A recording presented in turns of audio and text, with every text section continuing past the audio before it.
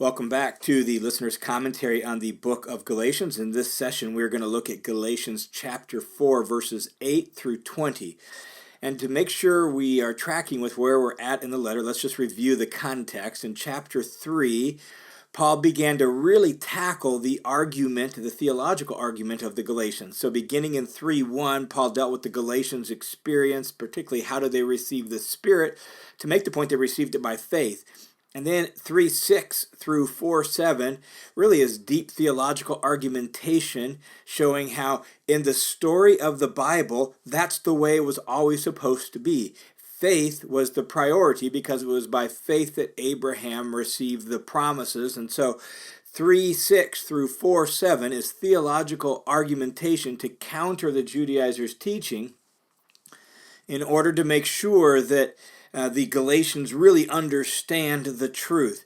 Here in 4:8 through 20, we make a shift now back specifically to the Galatians and to their situation. And what we have in these verses that we're going to look at in this session is really specific appeal. This is application. This is direct appeal to the Galatians, expressing Paul's heartfelt concern for them. All right, so that's what this section is all about. Let's take a look at the first handful of verses, 4:8 through 11, where what Paul says in those verses is essentially this. He makes the point that even though the Galatians have moved from slavery to sonship, what they're considering doing in moving to Judaism is, or adding Judaism onto Jesus, is really, it amounts to a return to slavery. So they left slavery, became sons, as he argued at the end of the last session that we looked at, and now they're actually considering going back to slavery. That's the way Paul understands this, and this shows us why Paul is so afraid for them, why he's so concerned for them, why he has spoken so strongly in this letter. Let's listen to exactly what he says here, beginning in chapter 4, verse 8. Paul writes, "However, at that time," and so contrasting what had happened before, right? Like they're in 4:1 through 7, he talked about how they had become children of God, and now they could cry out to God, Abba, Father. Well, prior to that, before their conversion, that's what we're talking about here in 4:8. "However, at that time when you did not know God," prior to your conversion, "you were slaves," and that word slaves is important. It was first introduced there in chapter 4, and the idea of being enslaved to the elementary things. We'll see that show up again here. So now we're going to take that imagery and say, this is your former way of life. Before you came to Christ, you were slaves to that which by nature are no gods at all. A typically Jewish way of describing idols. And so as Paul is addressing the Galatians, this is really important for us to make sure we hear the force of what he's saying.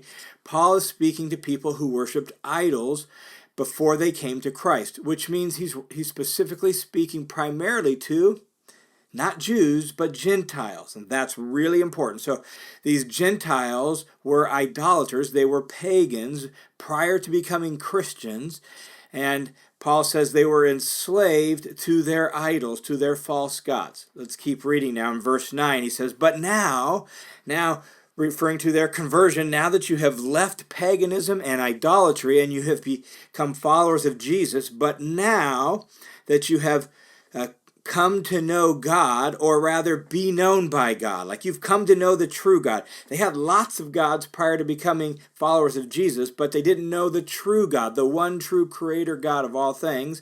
And so he says, now that you've come to know God, or better really, you've come to be known by God, by which he means not that God also knew you existed, but you've entered into relationship with God. You've become his child, you've become his son. So to be known in this sense is to enter into this love relationship with God.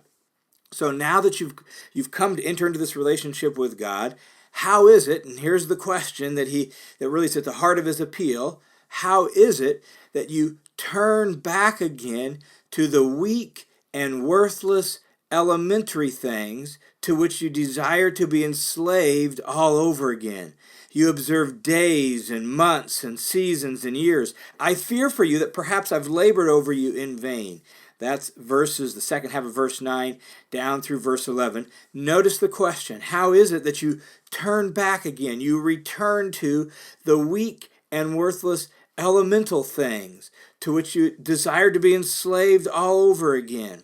And then he lists off in verse 10, just kind of in general terms, you observe days and months and seasons and years. He's spoken very generally about really the ritual calendar so that it could apply to paganism as well as Judaism.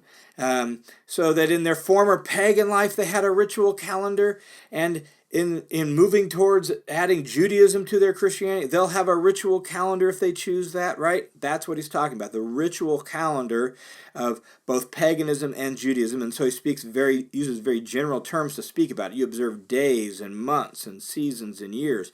I fear for you that perhaps I've labored over you in vain, that my labor in bringing you into existence, bringing you to Christ, has been empty and pointless. Now, let's just reflect on what Paul has just said, because what he has written in these words would be absolutely shocking to his former self when he was a Pharisee. It would be absolutely shocking to the Judaizers, and it would be absolutely shocking to the Jews of his day. Why? Well, because here you have people who are formerly pagans. They have come to faith in Jesus as Messiah, and now they're being told they need to actually keep the Jewish calendar and add Judaism to Jesus. And so essentially they're going to go to Judaism, become Jews. That's the whole point of the Judaizers' work among them, to make Jews of them.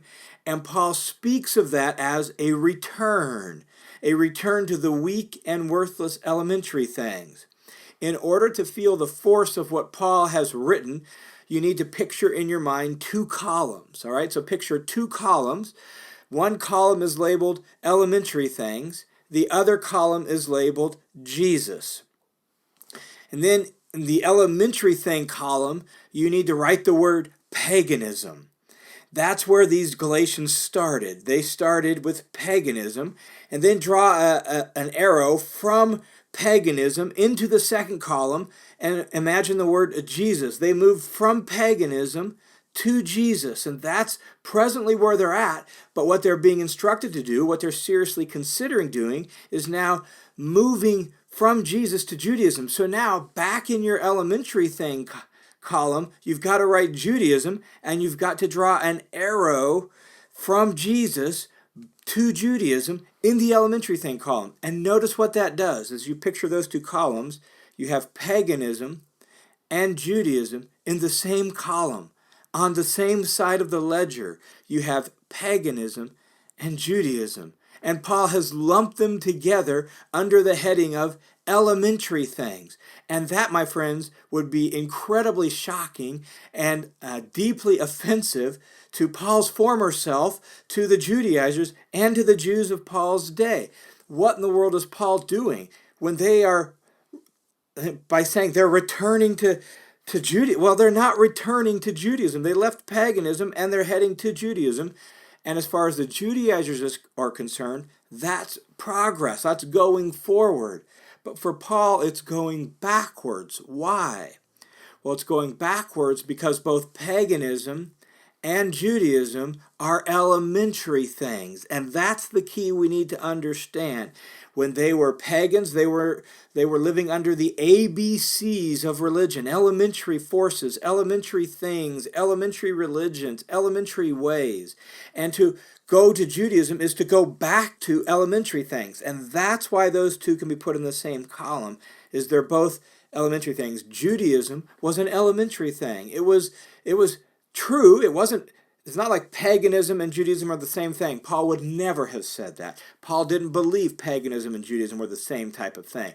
But they both were ABCs. They were elementary school. They were, the stuff for spiritual minorhood, not spiritual adulthood. And thus they're in the same category. Not only that, the way Paul describes them here is, and they both effectively put you into slavery. They were a form of being under guardians and managers, as he says at the beginning of chapter 4. They were being under custody and being controlled by the elementary things. And so here he says, to which you desire to be enslaved again, like you're going back to slavery. So you've left slavery for sonship, and now you want to return to slavery again. That makes no sense. And Paul is speaking in very stark, striking language in order to get his point across, that Judaism, now that Messiah has come, that was part of the early days, the ABCs of God's working with people, but now Messiah has come and we've moved to spiritual adulthood, and that's found in Jesus the Messiah. And so in your elementary thing column that you pictured, you need to also include the word slavery, that both paganism and Judaism were a form of slavery, or at least being under the control of guardians and managers. And in the Jesus column we have sonship, and we have freedom, and we have blessing and promise and faith. Those are the things of spiritual adulthood. And that's the reason Paul says, I fear that my labor over you is in vain. You want to return to slavery and leave sonship. And Paul is deeply concerned for their well-being because of this. And so in verse 12 down through verse 20, what you get is very heartfelt, very emotion-laden language of direct appeal. Paul urges them to remember their relationship with him, to remember the connection they have with him, and to renew their friendship and their love for him and their identification with him and his teaching. That's what we get in verses 12 through 20. In fact, Ben Witherington, in his commentary on Galatians, says here in verses 12 through 20, Paul pulls out all the emotional stops as he appeals to them to seriously consider what they're doing and to seriously consider returning to Paul and to identification with Paul and the gospel he taught. And so he writes in verse 12, I beg of you, this is Paul's direct appeal, I beg of you, brothers, become as I am, for I have become as you are. In other words, Paul says, I have become free from my Jewish heritage, my Jewish roots in the Jewish law. I have moved on from that to faith in the Messiah and found my identity in him. And I'm begging you to be right there with me. Become as I am, for I've become like you. Essentially, Paul's like, I can eat pork, I can eat bacon, right? I'm not bound by my Jewish heritage, and I want you now, you're thinking going back to Judaism, I want you to stay right where I am.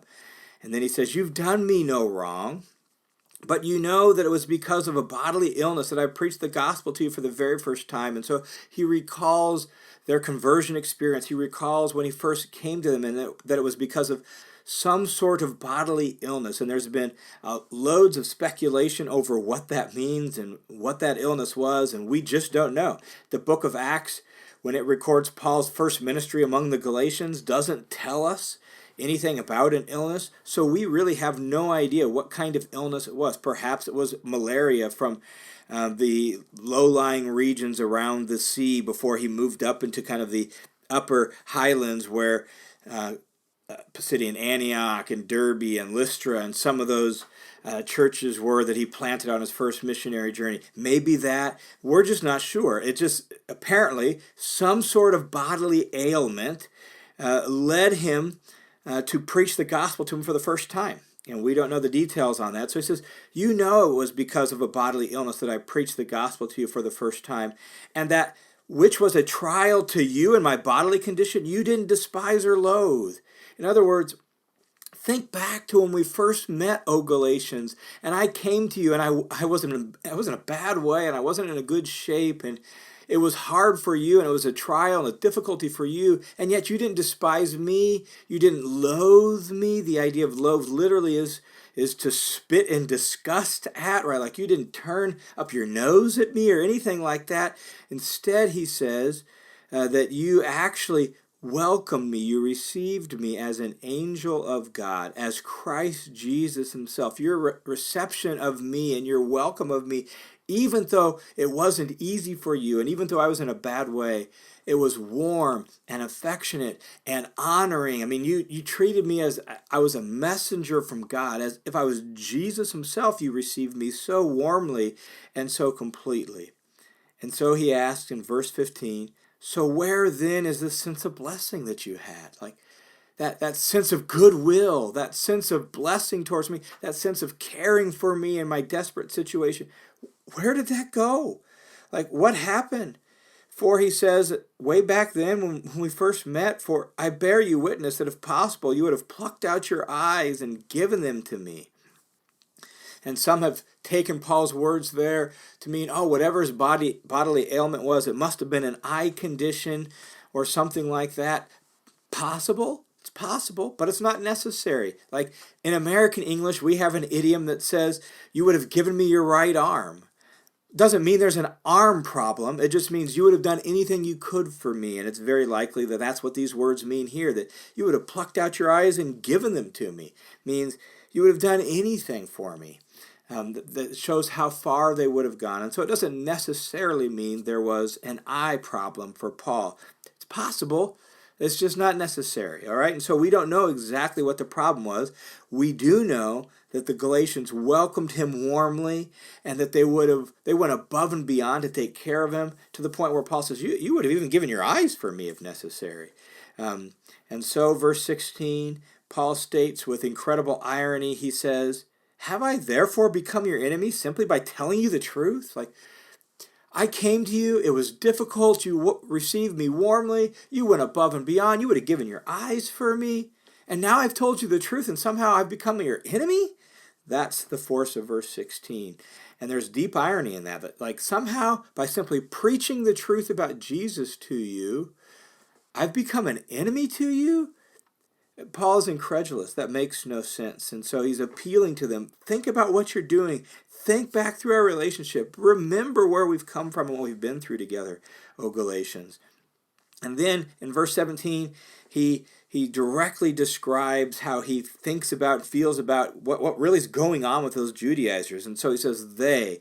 He doesn't identify them, but we all know who they are. The Galatians would have known exactly who they were, right? They means the Judaizers, these people who are coming to you and telling you, you have to become Jews and keep the Jewish rituals in order to really be saved and to really be part of God's family.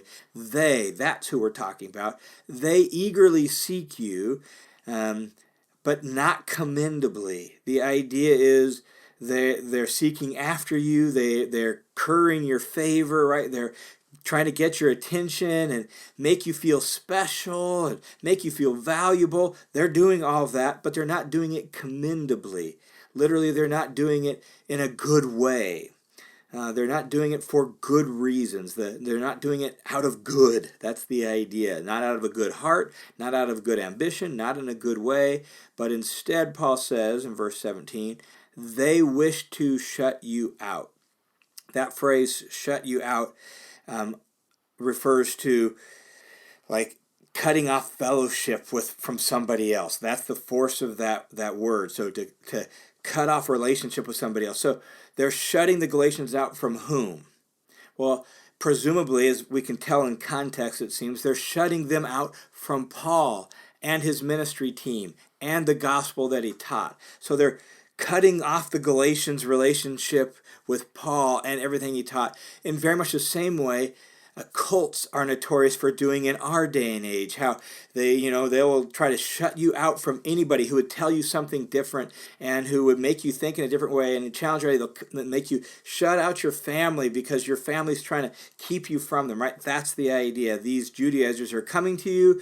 They're currying your favor. They're making you feel so special and valuable with the end result that now you have to depend on them and your life revolves around them and they're cutting you off from Paul and his team. That's the idea. They wish to shut you out in order that you may seek them, in order that you may have to look to them, depend on them, listen to them, and they're going to become the center of everything you need for understanding God their way. That's what they're actually doing.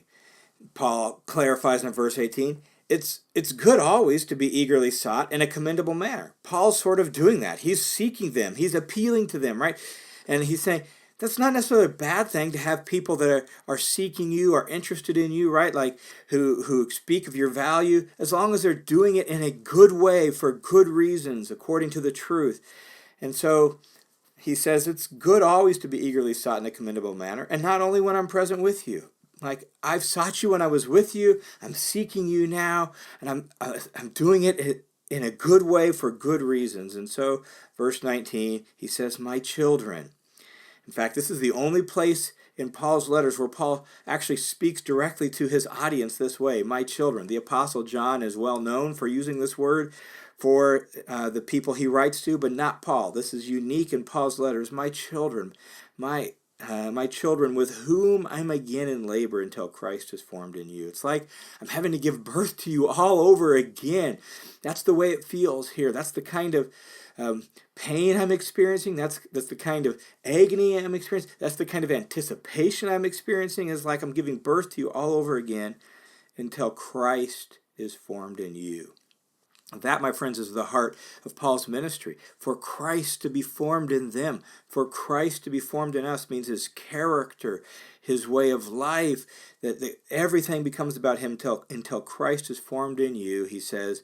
And then verse 20, but I could wish to be present with you now and to change my tone, for I'm perplexed about you. In other words, man, I wish I could come and I could speak face to face, and you could hear the tone of my voice, and I could really see the look in your eyes, and I could understand what you're talking about. I wish I could change the tone of my voice. I'm just perplexed. I'm confused about you. I don't get what's going on. I don't get why you're doing what you're doing. I don't get how you could be listening to these people after all we've been through. I'm confused about you, and I wish I could be with you and change my tone with you, because Paul has spoken very strongly in this letter. In some places he's spoken very almost harshly in this letter because he wants to get their attention. And so he's like, man, I wish I could be with you and we could have a different kind of dialogue about this, because this just doesn't make any sense to me. And as we wrap up this section, just one reflection that really stands out to me in this whole section is this, that Paul is not like a dispassionate proclaimer of Jesus. His heart is in this, and his heart is for these people. And for those of us who teach or preach or lead or shepherd, or even with regard to our own kids and their walk of faith, that this matters and this is important, and that's why our heart is so involved in it. And so in order for us to actually lead people to maturity in Christ, to lead people to Christ being formed in them, it is natural and normal and good for us to care and for our heart and our emotions to be involved in it. And we see that here with Paul, that Paul's heart is in this, and Paul cares deeply about the choices these people are making because this matters. He wants to see them come to maturity in Christ and have Christ formed in them. He wants them to grow as children of God. And so he pours out his heart for them and pulls out, as Witherington said, all the emotional stops, because he's appealing to them to try to wake them up and to get them to realize the seriousness of what they're doing, even in terms of their relationship with him and not just their relationship with God. And I think that's terribly important for any of us who shepherd and care for and lead, whether it's a small group, whether it's a small group of teens, whether we mentor some people in Christ, whatever it is, to know that it's appropriate for us to share our heart with them, that the best caring for and pastoring of, not even in a formal pastor sort of way, but just pastoring and caring for other believers, the best pastoring includes heartfelt care for other people and the ability to express our heart for them, as Paul does here.